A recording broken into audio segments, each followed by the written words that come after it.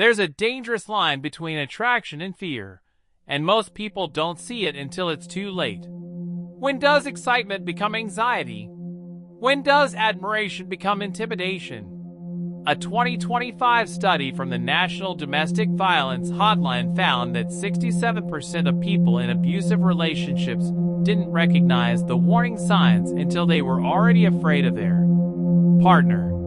Today, we're breaking down the psychology of fear in relationships, backed by research from Harvard, trauma experts, and domestic violence specialists.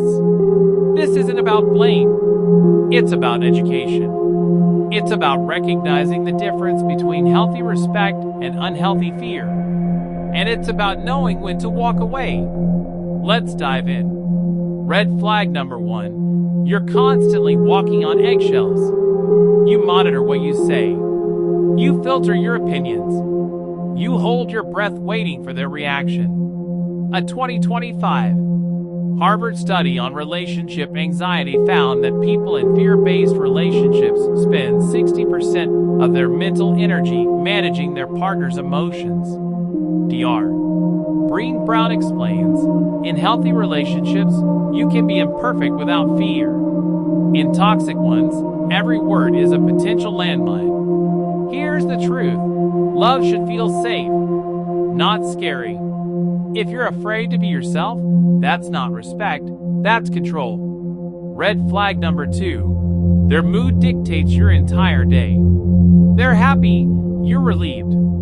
They're angry, you're terrified. They're distant, you're panicking. A 2025 Yale study on emotional dependency found that fear-based relationships create a trauma bond where one person's nervous system becomes hypervigilant to the other's emotional state. Dr. Gabor Maté explains, when you're afraid of someone's reaction, your brain goes into survival mode. You're not living, you're surviving. This isn't love. This is walking through a minefield. And you're the one who keeps stepping on mines. Red flag number 3. They use intimidation, physical, emotional, or verbal. Standing too close during arguments. Raising their voice to silence you. Using their size, status, or power to dominate. A 2025 Princeton study on power dynamics found that intimidation is the #1 predictor of escalating abuse in relationships. Dr. Sarah Mitchell from Harvard explains, intimidation isn't strength. It's insecurity disguised as control.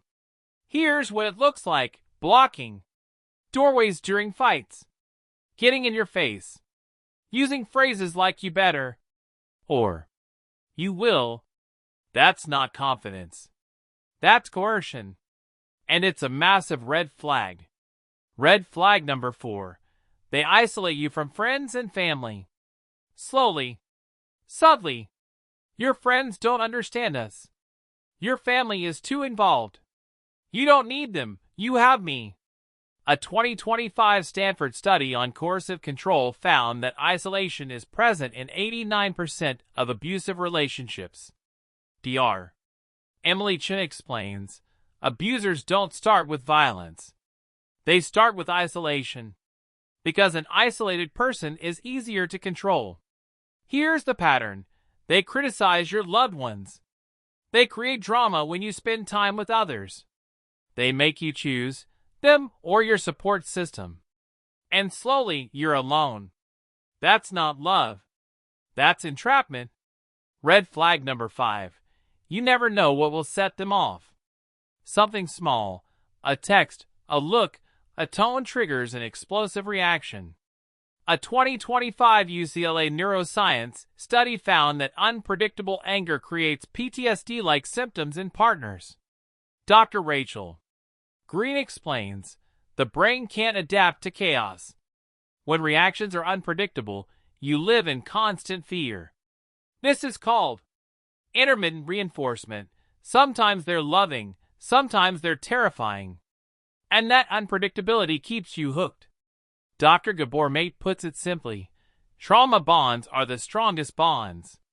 Because your brain is addicted to the hope that the good version will come back.